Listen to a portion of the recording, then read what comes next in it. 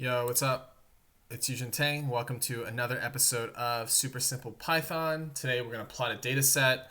Before you can do this one, you're going to have to pip install matplotlib.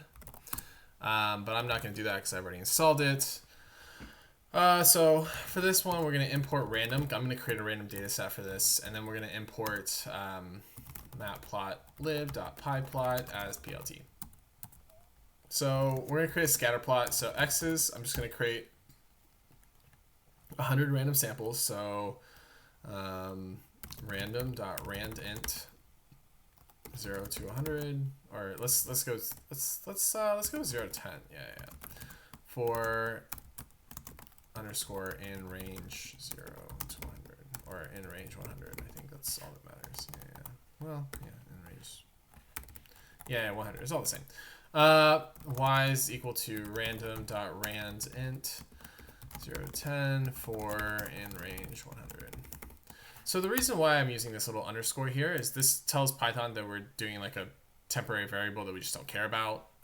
So not y's, x, y's. Okay.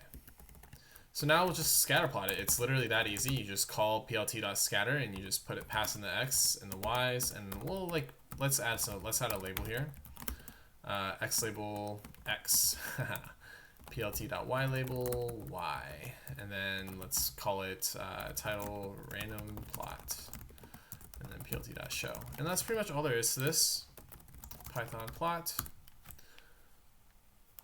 And there it is. So we see a plot. It's a random plot, randomized numbers from 0 to 10. There's the x, there's the y. So that's all there is to plotting a random data set with Python. If this was helpful for you, or if you liked it, or anything like that, please like and subscribe, and I'll see you guys next time. Peace out.